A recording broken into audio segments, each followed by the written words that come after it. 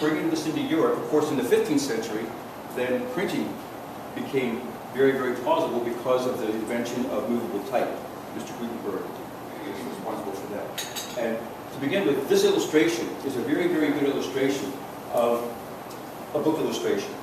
And the early illustrator, this dates to about 1680 to 1700. And this is a very elaborate book illustration and shows you the craft of wood engraving. This is how everything was made at this time. From the 15th century, even far back, the Chinese invented the woodblock engraving back centuries earlier. And this is a woodblock. This is a European block. This is probably made of pear wood, fruit wood. It's made of fruit wood because it's a very, very tight grain, and it can be carved fairly easily, and it will not warp. Also, it's laminated to a backing, which also helps keep it very, very stable. This is part of a large design. This is the only wood block that I have, unfortunately. I wish I had something to show you some of these other designs. But these little designs were all carved from the wood, and whatever surface is the most raised surface on this wood block is what's going to be printing. And this was made for what's called a flatbed printing process. There was a long table set up, and the paper at this point, this again, we're going back into the 16th and 17th centuries, the paper is all handmade paper still. And the papers, they're usually, at that point, the size of the papers were anywhere from small size papers, about this size, up to about 16 by 24. It depends on the frame in which the paper is made. The paper they were made from all ground rags and ground fabric that was left over. And that was all ground and put into a boiling pot, and then it was all simmered down into a very heavy substance, and then that was placed over a screen, and it was all dried, and then it was pressed. And then books were made. What's really important too is the fact that books were very, very important, and they were very, very expensive. And I learned this in Williamsburg, as a matter of fact. So the bookmaker there in Williamsburg said that his craft was the most important craft in the 17th and 18th centuries because shopkeepers needed ledgers in order to do business. Money was hardly ever exchanged. It was all done on paper in the 17th and 18th centuries. And so these books became very, very important commodities to these shopkeepers. No matter what kind of business they were in, they all needed to keep records. So the book is both in Europe and in America. And so the books were just blank pieces of paper, but handmade paper, on which these guys kept their daily ledgers. But this also was a handmade piece of paper in which these engravings were made. And this was an inside book plate. I would say probably an opening page. We have this book in our archives in New York. It's German, and again, I think it's about the early 17th, mid 17th century. So even at this point, the art of wood engraving, this is very crude. I'll get into what exactly this was then. But this is a very elaborate and beautiful engraving. Would that have just been one piece? Yes, yeah, this was like one piece of wood, yes. Mm-hmm. Almost like a stamp.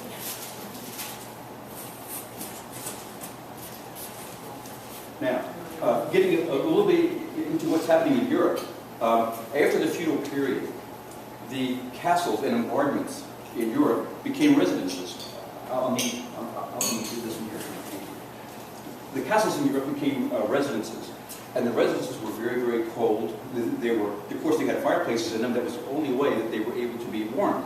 So the people, the lords and the kings that were living in these castles needed to spruce up their rooms a little bit, you might say. So they went to the craftsmen. They went to this is an early 18th century Spanish or Portuguese embossed leather, hand-tooled leather. It's not embossed, it's hand-tooled. And this is what would have been on the walls of these castles and fortresses. And also they would have put tapestries, early tapestries from Italy, on their walls as well, to keep them warm and also to decorate them. Now, as the cities in Europe expanded, more and more of the working class had gotten more money. And they also built their own houses, and they wanted to also, they saw what these palaces had in them. And of course, they really couldn't afford to have this kind of things in their homes. So in France and England, the wallpaper industry began to become a little bit important. And in France, that's where the craft really began to take form. And this little paper here was made by a French wallpaper maker by means of a hand block print. The very, very early block prints, as this one here, this is early 18th century, they were just one color. They might have been yellow, as this one is here, they might have been black, they might have been blue. Very, very simple colors and very, not very ornate, but had a little bit of form to them.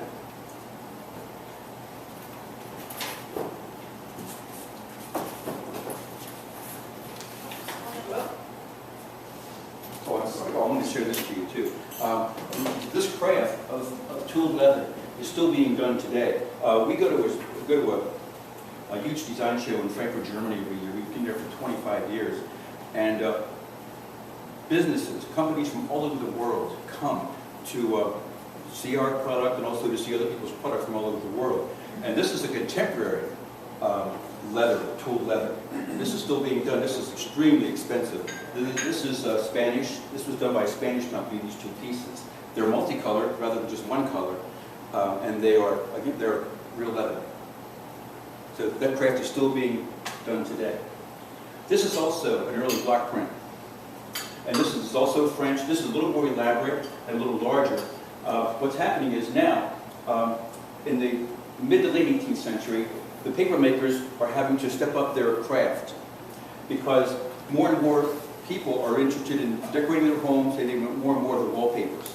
So again, handmade paper, but the paper makers have to figure out, gee, these papers need to be longer, but our frames are just one specific size. So what they decided to do, they're still made their handmade paper in size like 20 by 30 size, 20 inch by 30 inch, but they decided they're going to glue them together to make longer pieces. That way, the designers that are making the designs and printing blocks, printing the wallpapers, are coming up with more elaborate designs.